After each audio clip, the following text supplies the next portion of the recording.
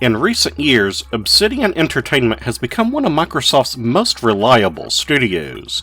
Since being acquired by the home of the Xbox in 2018, the developer has put out acclaimed titles such as The Outer Worlds, Grounded, Pentiment, and Avowed, with many more on the way. Prior to that, Obsidian made a name for itself by crafting sequels to established franchises, including Star Wars Knights of the Old Republic 2, Neverwinter Nights 2, and Fallout New Vegas. Many of these have gone on to become fan favorites, but they weren't without issues. During Obsidian's early years, their games were known to be riddled with bugs, inconsistent design, and a lack of polish, despite being extremely forward-thinking. This leads us to today's topic. Alpha Protocol was Obsidian's first original title, coming in May of 2010, just months before the release of the aforementioned New Vegas.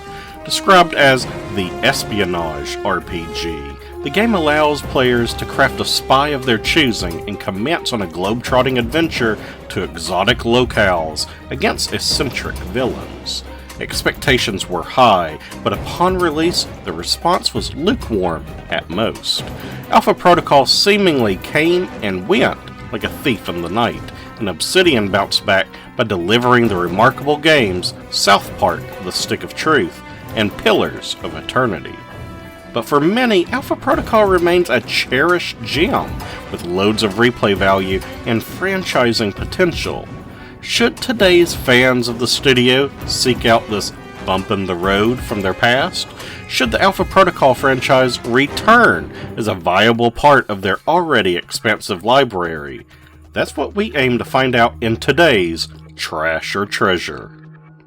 But before we begin, your mission, should you choose to accept it, is to press the like button, hit the subscribe button, and ring the bell for future notifications. This video will self-destruct in 5 seconds.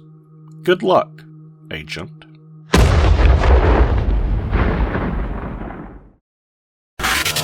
Alpha Protocol tells a story ripped straight from the pages of your favorite spy thriller.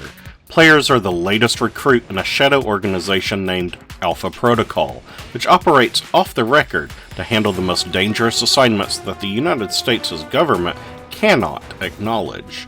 Working with a team of seasoned professionals, the player is tasked with investigating a terrorist cell that allegedly shut down a civilian airliner with procured American-made missiles.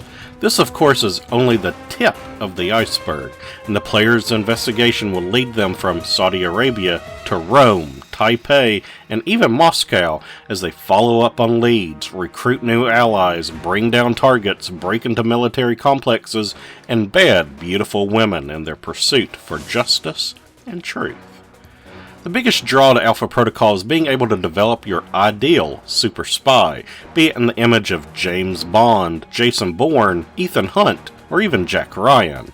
Your agent can be a suave lady killer, de-escalating situations and turning foes into friends with their debonair charm. Or perhaps you'll want a shoot first, ask questions later kind of agent, who's a master of all things that go boom.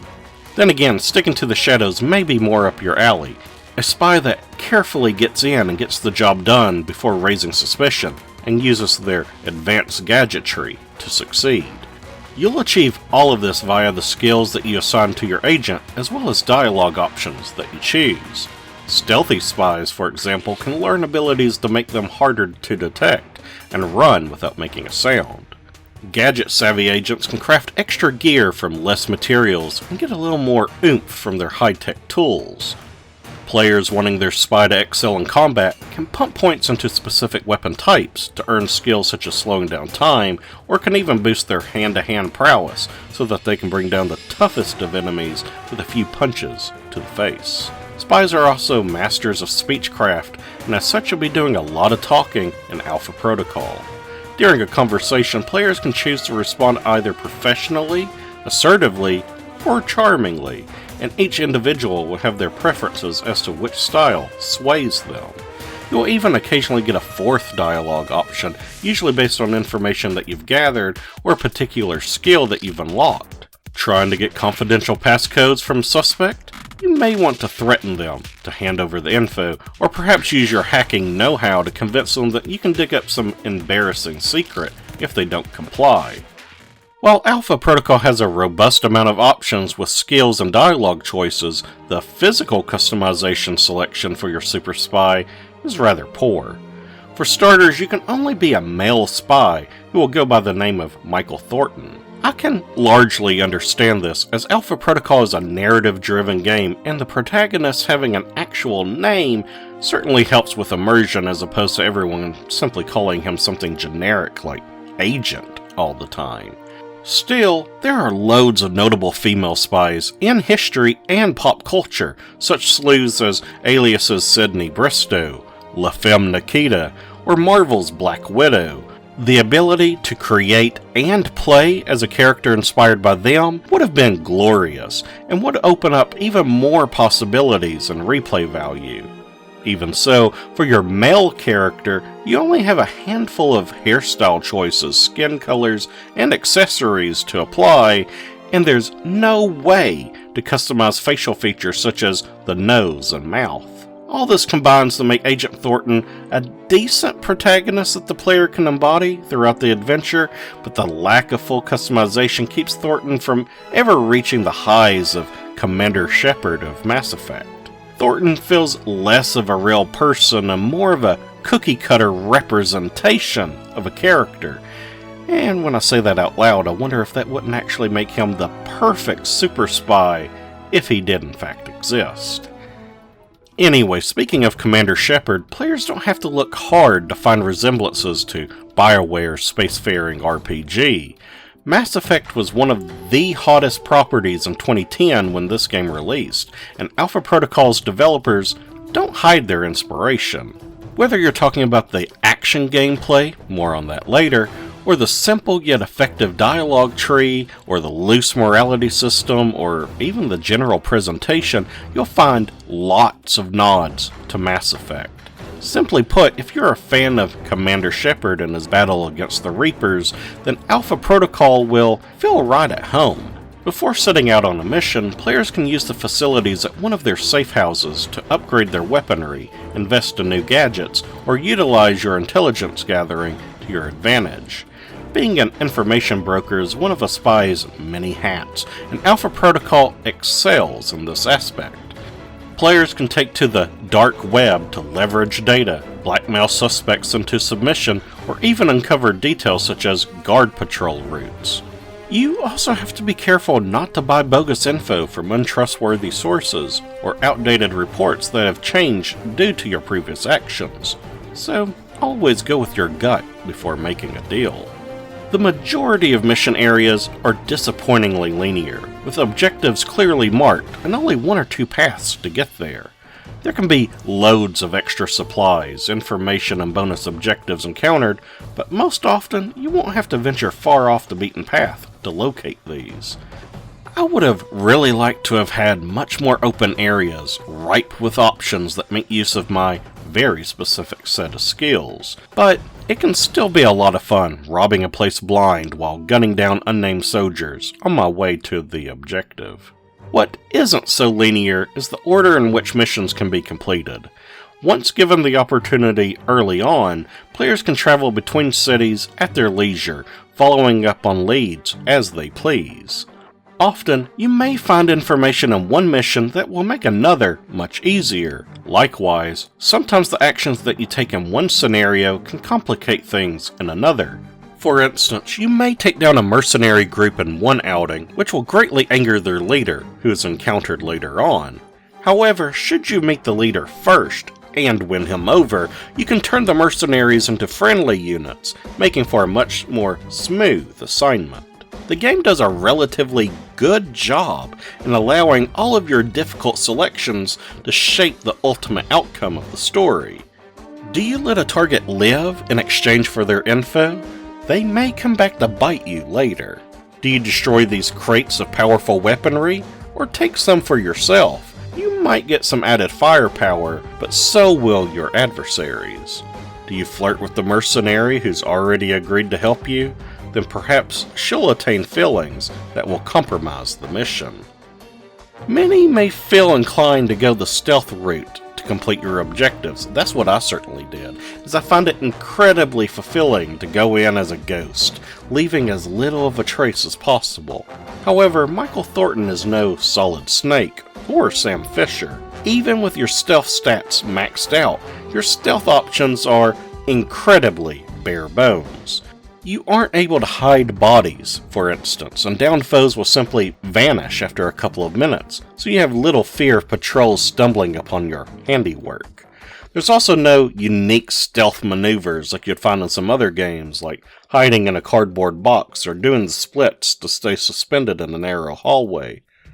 If you do get spotted, enemies will either race to raise a nearby alarm or use a walkie-talkie to call in for reinforcements. Unlike in Metal Gear Solid 2, you can't shoot their radios to disrupt their communications, nor can you even permanently destroy the alarms in the environment, only hack them to turn them off once triggered. As I said, the stealth here is very basic. Of course, no matter how good you are at being a sneaky snake, stealth can never be the only option. Most all missions will force you into a firefight at some point.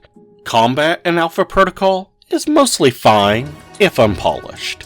You only have 4 types of weapons to choose from: a handgun, assault rifle, shotgun, and submachine gun. All of these have their obvious uses. Shotguns can make mincemeat out of nearby foes, while submachine guns can wipe out weak crowds, but you'll only be able to choose 2 of them for a mission. Instead of spreading out your skill points and bringing along weapons that you think will be beneficial for your next objective, I recommend pumping those points into one skill tree for your primary weapon and maybe a couple into your secondary. The handgun, honestly, can be one of the most overpowered weapons in the game, with just a few skill points invested into it. Trust me, it never gets old nailing no-look headshots from behind cover. Gadgets are also rather rudimentary. You have a variety of grenades, flashbangs, and EMP charges, as well as some mines that you can use to set traps. In addition, you can utilize a sound generator to distract enemies and a radio mimic to prematurely turn off alarms, but really, that's it. I truly expected to see some more creative options like a watch laser or a hologram or sentry turret. You know, those far-out gadgets that you expect to see in a spy thriller. With points in the gadget skill tree, you can improve their effectiveness, but I use this so sparingly in my playthrough because they just aren't that exciting. Enemy AI in Alpha Protocol is atrocious at times. Enemies will sometimes duck behind cover, but more often they'll hang out in the open just begging to be picked off. Players can also easily funnel them into doorways or tight corridors, and will keep pouring in despite the literal pile of bodies warning them that it's a horrible idea. Bad guys also have a very strange relationship with ladders. I frequently found them climbing up and down ladders whenever they're nearby, even if I myself haven't moved. This can make for a real confusing experience, though I imagine some players will find these glitchy soldiers to be even more fun to kill. Graphically, Alpha Protocol isn't all that impressive and looked outdated even in 2010. The game released in an era of often questionable art direction, with an over-reliance on grays and browns and general desaturarization. During cutscenes, the game can sometimes appear muddled, as if presented through a filter that makes things seem slightly out of focus, almost like a dream sequence. Character models too can appear stiff during conversations. This, of course, is another common complaint with games from the era, so Alpha Protocol can't be singled out. I also experienced a great deal of pop-in on the Xbox 360, even with the game installed to the hard drive. More than once I ran into a new area only to have an enemy soldier spawn right on top of me, forcing me to have to restart at the last checkpoint. Alpha Protocol is rather light on music. The main themes are exciting, evoking a grand sense of adventure and epic espionage, but otherwise, the game is relatively quiet.